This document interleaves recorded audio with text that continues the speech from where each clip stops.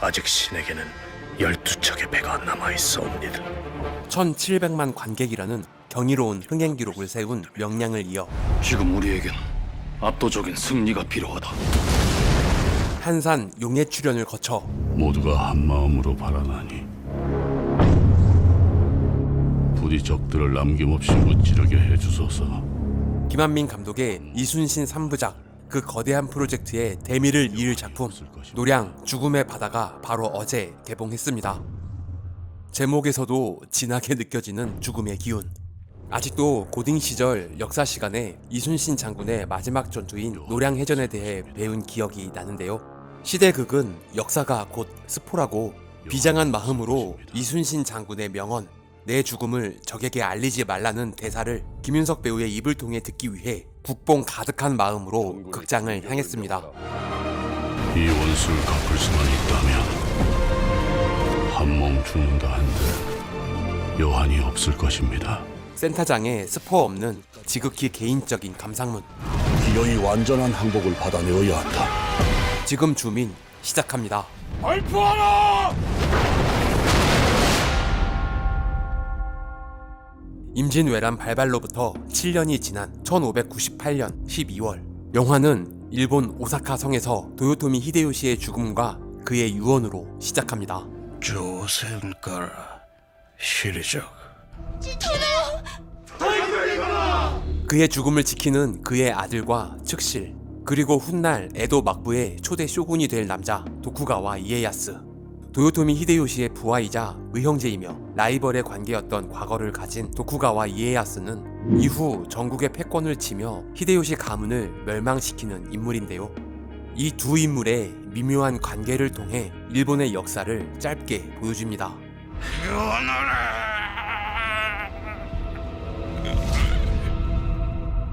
일본의 역사 따윈 뭐 안중에도 없으니 그러려니 하고 넘어가면 될 것 같네요.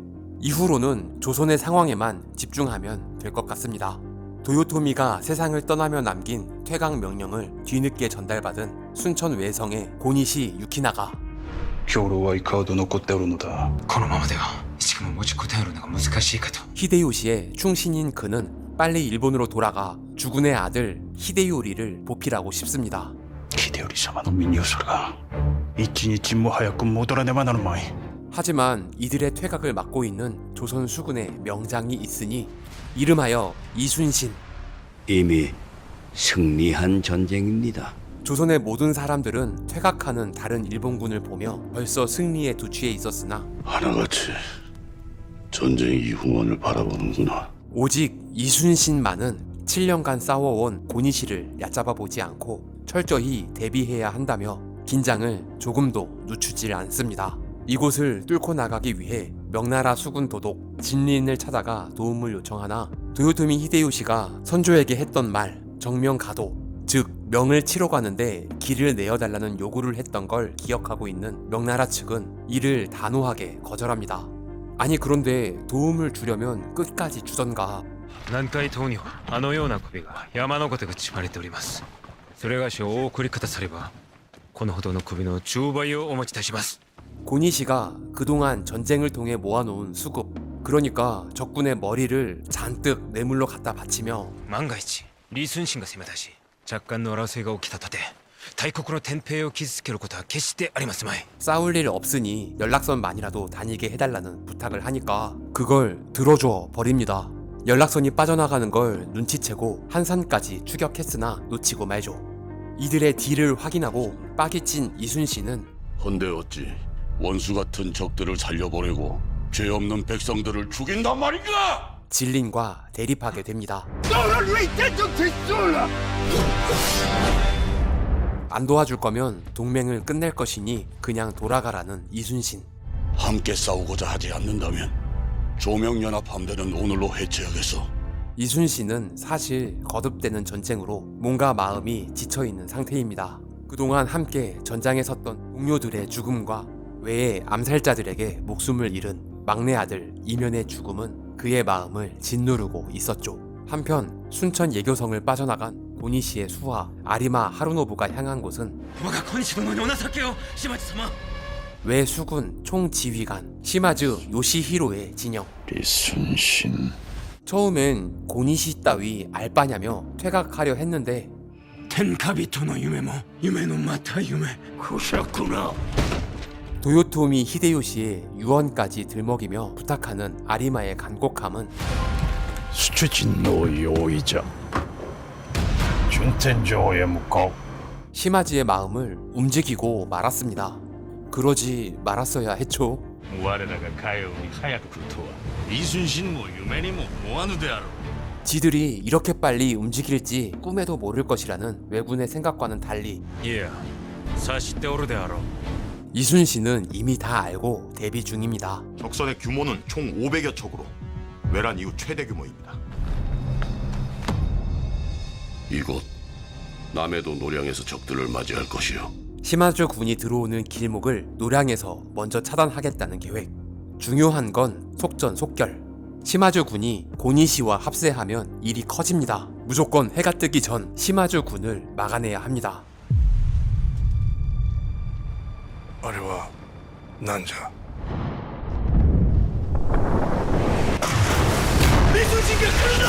이렇게 이순신 군의 선제 공격으로 역사에 길이 남을 대규모 전투 노량해전이 시작됩니다. 쓸데없는 희생을 줄이겠다며 멀리서 관망만 하겠다던 진린 역시 마음을 돌려 전투에 참여하게 되죠. 한밤중 바다 위에서 펼쳐지는 조명연합군과 왜군의 치열한 혈전. 아, 짜릿해. 이 전투를 보기 위해 이곳에 왔음을 실감하는 순간이었습니다.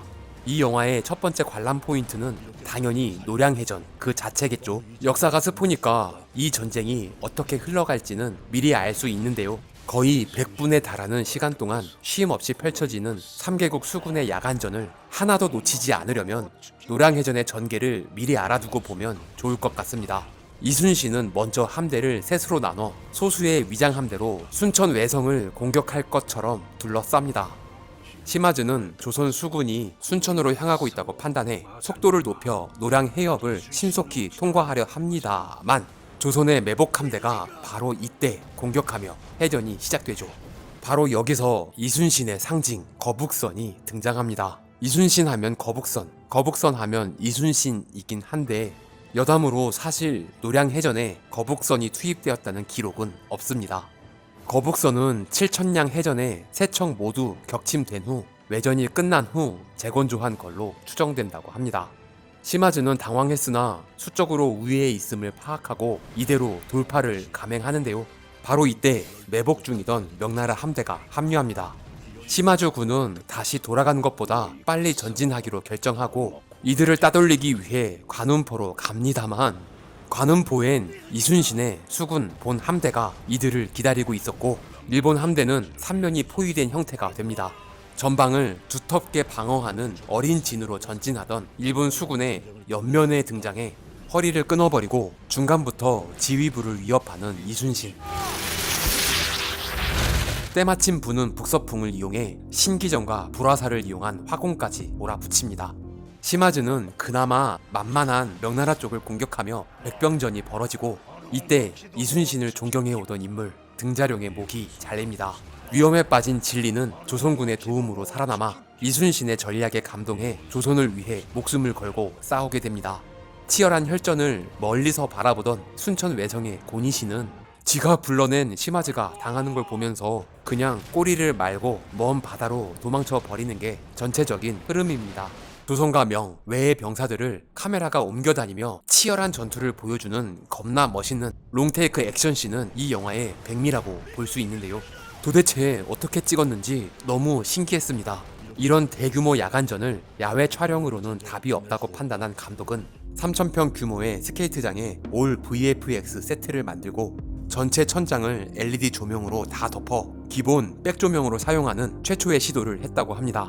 아무래도 어두운 밤이라고 하지만 잘 보여야 하니까 조명이 더 중요하겠죠. 이 영화는 IMAX나 4DX로 보는 걸 추천합니다.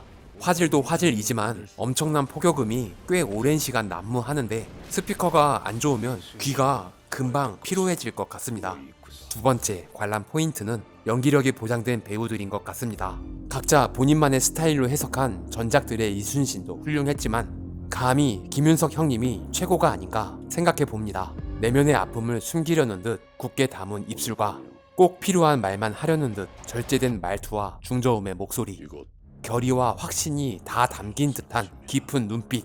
솔직히 예전부터 이순신 역에 김윤석 배우가 딱이겠다 생각했던 1인으로서 그가 연기한 이순신의 마지막은 정말 감동이었습니다. 영화를 보는 관점에 따라 다르겠지만 그의 감정선을 따라간다면 엔딩에 조용한 장엄함에 가슴이 벅차오를 것 같은데요. 아직도 북소리가 귓가에 맴도는 것 같네요. 그리고 카리스마 넘치는 각국의 수군 장들, 연기 장인들의 명연기는 대규모 액션씬 못지않게 카리스마로 스크린을 가득 채웁니다. 한국인이니까 외국어 발음은 어색할 수도 있겠습니다만 읊조리기만 하면 명대사가 되는 능력자인 만큼 일본의 장수 그 자체가 된 것 같은 백윤식 배우입니다. 정재용 배우가 연기한 진린의 역할이 영화 흐름상 매우 중요합니다. 명수군장으로 이순신을 노야라 부르며 존경하지만 실리를 챙겨야 하기에 이순신과 갈등하게 되고 그 갈등은 노량해전의 시발점이 된 것이죠. 개인적인 애정으로 인한 느낌일 수도 있겠지만 존재감만으로 스크린을 압도하는 건 등자룡 역의 허준호 형님이었습니다.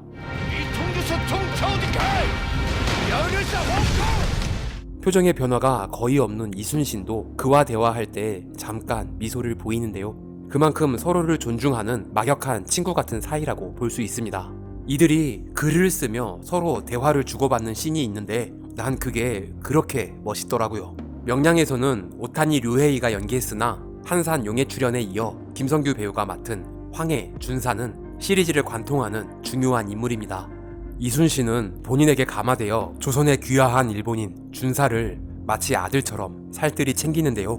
고향인 외로 돌아가고 싶다면 가라고도 하고 전투에 목숨을 걸지 말라며 찐 애정을 아끼지 않습니다.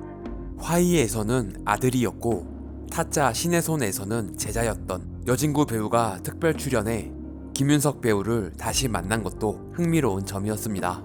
자, 좀 두서없지만 시대적 배경과 몇 가지 관람 포인트를 짚어봤는데요.